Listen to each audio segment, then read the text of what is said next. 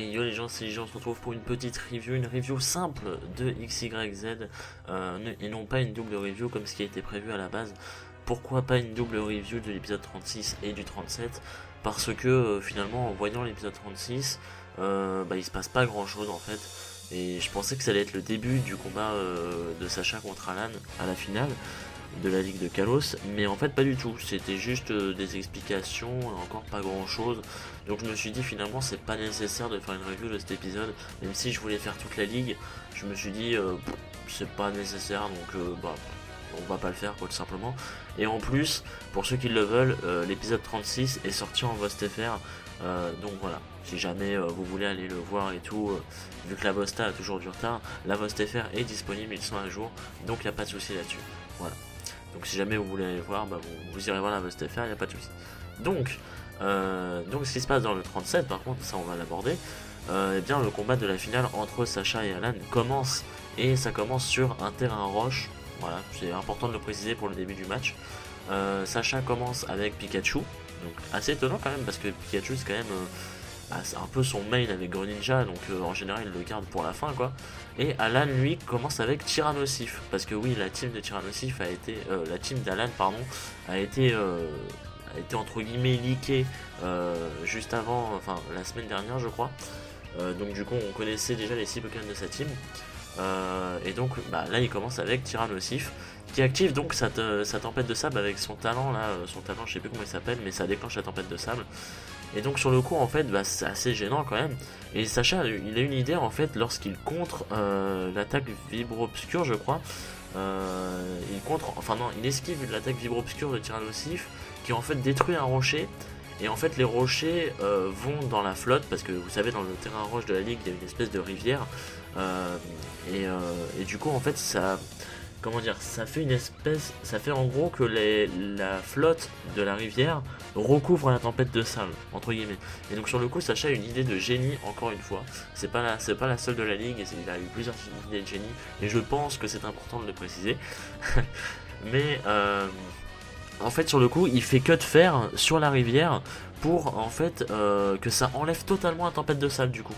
Ça a totalement recouvert la tempête de sable et du coup voilà, et ça a un petit peu arrosé Tyrannosif, ce qui fait que ensuite il s'est pris une violente attaque tonnerre qui a dû être beaucoup plus puissante que la normale puisqu'il était un petit peu mouillé. Donc voilà. Sur le coup, Tyrannosif veut contre-attaquer avec des lames de roc, etc. Mais Pikachu bloque toutes ses attaques et il le met KO facilement avec une boule élec, mais en gros Tyrannosif s'est fait rect mais très rapidement, et c'est juste impressionnant de voir Pikachu battre un Tyrannosif comme ça, c'est impressionnant. Il y en a qui disent que c'est du bullshit, moi j'ai trouvé ça très legit mais en même temps très badass parce que c'est Pikachu, je veux dire, on le voit beaucoup faire des combats et tout, mais on le voit rarement faire des combats bien badass, où vraiment il explose les autres et tout, où il est tenace, etc. Et là, dans ce combat-là, dans cet épisode-là, les amis, c'est exactement ça. Pikachu est très tenace et tout, et c'est vachement stylé. Donc, Tyrannosif a été mis en combat. Sacha décide de rappeler Pikachu pour le garder pour plus tard, et il décide d'envoyer Bruyverne. Sur le coup, Alan décide, lui, d'envoyer Dimoré, peut-être pour l'avantage glace sur Dragon Ball, sûrement même. Et donc les deux sont longtemps à égalité en fait, c'est-à-dire ça se joue entre Laser Glace et Boom Burst, c'est comment déjà en français? C'est l'attaque signature de Bruyverne, je sais plus comment elle s'appelle, mais voilà, en gros ça fait une espèce de un match-up d'égalité. Mais finalement, Dimoré arrive à prendre l'avantage en mettant Bruyverne dans la rivière, et il arrive à le mettre KO en faisant une attaque tranche-nuit dans la rivière, et donc il gagne, voilà. Donc Brutalibré sur le coup prend la place de Bruyverne, et il y a une espèce de petite scène qui se met en place comme si en fait il voulait venger Bruyverne. Enfin c'est un peu marrant, mais ça rentre un peu dans le RP de Brutalibré et tout, c'est plutôt comique et c'est mine de rien, c'est plutôt beau pour certains. Je sais que certains ont trouvé ça vraiment beau comme geste, mais voilà, moi je trouvais ça assez marrant. Et donc sur le coup, Dimoré semble prendre l'avantage en fait, mais c'est une stratégie de Sacha qui faisait en sorte que Brutalibré fasse exprès de se prendre des dommages. Et comment dire, en fait Brutalibré c'est même pas il part les attaques, mais il les encaisse en fait, voilà, il les encaisse en mettant une espèce de garde quoi tout simplement. Et ça déclenche une espèce de chose, mais apparemment c'est pas une attaque, ou il y en a qui disent que c'est gonflette, il y en a qui pensent que c'est une capacité spéciale du style échauffement et tout, mais je crois même pas qu'il l'a, je sais plus. et il y en a qui peuvent croire que par exemple c'est frénésie ou des trucs comme ça, mais je crois pas qu'il l'apprend non plus. Donc enfin c'est assez étrange, mais en fait Brutal Libre c'est un peu comme s'il activait le Gear Second de One Piece. Enfin il y en a plein qui ont fait cette référence là, donc c'est pour ça que je l'utilise. Et en fait, il se prend les dommages, mais ça apparemment ça a augmenté son attaque, et c'était la stratégie de Sacha depuis le début. Et en fait, il finit par gagner avec un Flying Press qui tue totalement Dimore. Enfin, en même temps, c'est x4, c'est stabé, il a augmenté son attaque, donc il avait aucune chance quoi. Voilà, donc Dimore a été mis en combat. Alan envoie donc Scalproie, un troisième Pokémon. Il est une team assez stylée, Alan, hein, vraiment. Et il met directement KO Brutal Libre avec Guillotine. Le machin, il a Guillotine, il n'a pas le temps, c'est Guillotine direct, balai. Mais voilà, donc Brutal Libre c'est dommage parce qu'il était bien placé et il l'a perdu tout simplement avec Guillotine, donc c'est un peu dommage, mais ça reste entre guillemets légit parce que on se dit comment il va faire Scalproie face à un Brutal Libre quand même, surtout qu'il a augmenté son attaque, ça n'a aucune chance quoi, et bah non il fait Guillotine, tout simplement, normal, voilà. Donc sur le coup, Alan décide de rappeler Scalproie pour envoyer Déflaisant. Il préfère garder Scalproie pour plus tard. Il envoie Déflaisant, donc Déflaisant mâle, hein, parce que la femelle c'est le Pokémon le plus moche du monde. Voilà. Et donc face à Chacha qui envoie Flambuzard, donc on se doute qu'il va y avoir un combat aérien. Et on le savait en fait parce qu'il y avait une image qui avait été leakée, enfin, ou c'était dans un trailer, je sais plus. Mais on voyait que Déflaisant affrontait Flambuzard. Et on pensait que le combat allait être vraiment pas intéressant, franchement. Enfin, je veux dire, on connaît Flambuzard, on connaît Déflaisant, on se dit le combat entre les deux va être naze ou bof, ou pas intéressant quoi. Et bah pas du tout. Sachez que le combat Flambuzard-Déflaisant est le meilleur combat aérien qu'on a vu de tout l'anime Pokémon. Franchement, je ne dis pas ça, je n'exagère pas, c'est très franchement, le combat m'a juste cloué sur place. C'était énormissime, c'était épique, c'était badass, c'était rapide, c'était court, c'était intense, tout ce que vous voulez, mais c'était que du positif.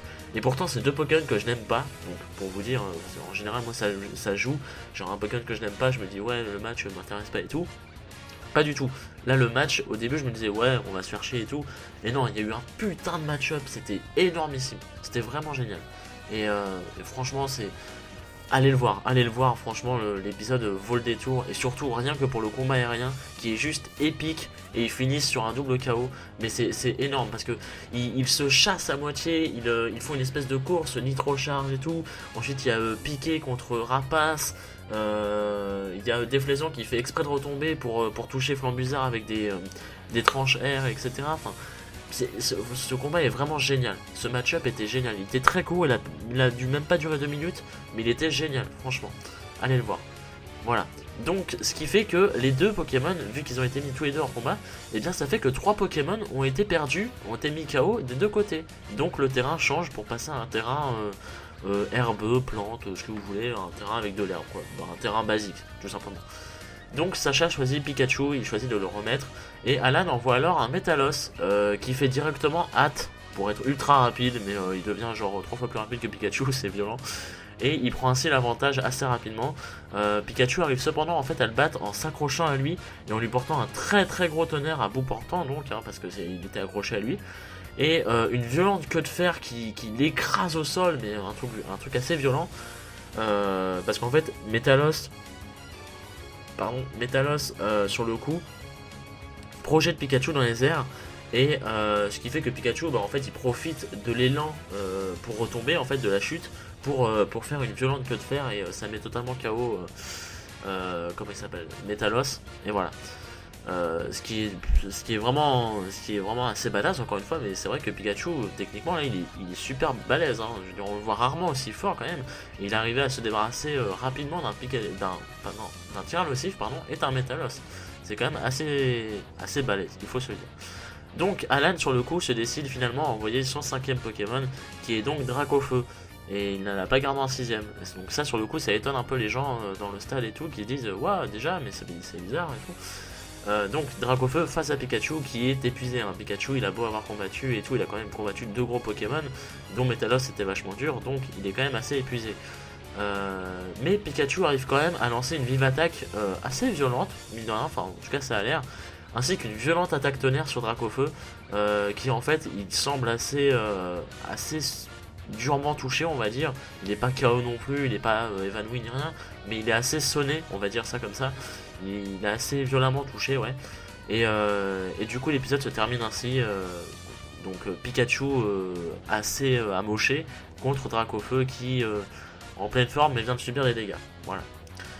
Donc l'épisode se termine ainsi et la preview nous montre qu'il y aura donc prochain épisode, la suite.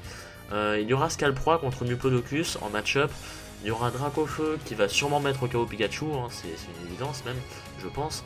Et pour finir, on aura un Mega Dracofeu X contre Sashanobi avec un nouveau Shuriken géant et qui est apparemment rouge-orange, mais qui est encore plus géant que la dernière fois là contre Shota. Ça a l'air d'être un truc assez bizarre, genre un Rasen Shuriken, enfin c'est un peu chelou, mais voilà, et l'animation encore une fois elle est répétée. L'animation dans cet épisode était bien sympa, elle était pas spécialement exceptionnelle, mais elle était bien sympa.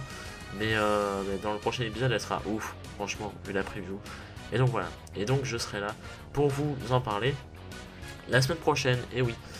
Donc en attendant, merci à vous d'avoir regardé la review les amis, et puis je vous dis rendez-vous mercredi prochain pour la double review d'Arc 5, qui va me demander du boulot malgré le stage. Et sinon pour XYZ38, pour la fin de Alan contre Sacha. Normalement ce sera la fin, je suis pas sûr mais il me semble que c'est la fin. Et on verra qui sera le champion de la ligue, bordel, c'est dans une semaine, peut-être que Sacha dans une semaine sera champion, vous vous rendez pas compte de ce que ça veut dire. Voilà, donc merci à vous, c'était le fanboy, et puis je vous dis rendez-vous à la prochaine, des bisous.